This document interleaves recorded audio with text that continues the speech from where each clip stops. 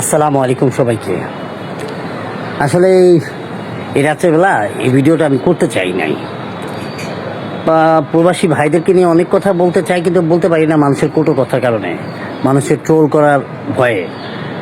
এখন প্রবাসী ভাইদেরকে নিয়ে বলতে চাই, না বলতে গেলে আবার না বললেও নিজের ভিতরে কষ্ট থেকে যায়। কারণ কি, প্রবাসীরা আমারটা খায় না আর আমি প্রবাসীরটা খাই না। প্রবাসী ভাইরা অনেক কষ্ট করে টাকা উপার্জন করে, আমি তাদের যে বিষয়বস্তুটা আছে চেষ্টা করি যে অনেকেই তোলে, কিন্তু একটা সময় তো কেউ তুলতো না। প্রবাসী যে কত কষ্টে আছে, বা প্রবাসী বিষয়বস্তুগুলা, বা প্রবাসীদের ওইখানে কি ঝামেলা, এটা অনেকেই বলতো না। তো আমি আজকে একটা ভিডিওতে দেখছি বলে আমি এই কথাগুলো বলবো এখন। যেটা হচ্ছে যে এক প্রবাসী ভাইয়ের দেহ, নিথুর দেহ, প্রবাসী একটা খাটে, যে খাটটা সে শুয়ে থাকতো সেখানে পড়ে আছে। আরেক প্রবাসী ভাই তার বাবা মার কাছে ফোন দিছে, তার বাবার কাছে ফোন দিছে। এই যে আমার উপরে ছবিটা, এই যে পাশের যে ছবিটা দেখলেন না, এই ছবিটার নিতর দেহ তার খাটের উপরে শুয়ে রয়েছে। আর ওই ভাই ফোন করে বলতেছে, আমি এটা ফেসবুকে পাইছি বলে আমি ছাড়তে পারতেছি, আমি ভিডিওটা আমি ছাড়তে পারতেছি না, এই কারণে আমি এটা বুঝি না বলে।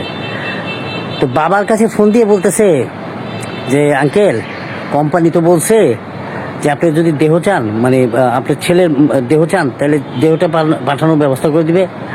আর যদি দেহ না চান, এখানে মাটি দিয়ে দিবে। আপনি কি টাকা নিতে চান, তাহলে টাকাও দিতে চায়।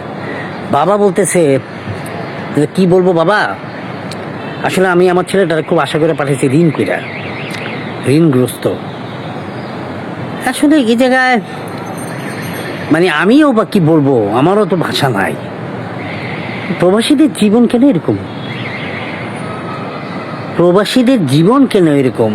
কেউ রাজার হালে থাকে, কেউ অনেক কষ্টে থাকে, কেউ পরিবারের জন্য উপার্জন কইরা পরিবারে তো খুশি রাখে, নিজেও খুশি থাকে।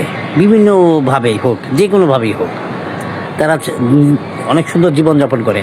আর কিছু কিছু প্রবাসী না, এটা 80% প্রবাসীরা অনেক কষ্টে থাকে। সেটা হোক সৌদি আরব, কাতার, আবুধাবি, ওমান, মালয়েশিয়া, সিঙ্গাপুর, যে কোনো দেশে। এটা কি প্রবাসীর জীবন? তো যাই হোক, আমি সেই বাবারে কিছু বলতে চাই না, কিন্তু আমি হলে কি করতাম সেটা আমি নিজেও জানি না। আল্লাহ না করুক কোনো মায়ের বুক প্রবাস জীবনে কাটাতে গিয়ে যেন খালি না হয়, সেই সালামতে থাকে। প্রবাসীদের লাইফ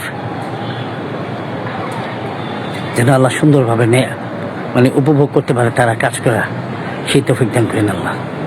আসসালামু আলাইকুম ওয়া রাহমাতুল্লাহি ওয়া বারাকাতুহু।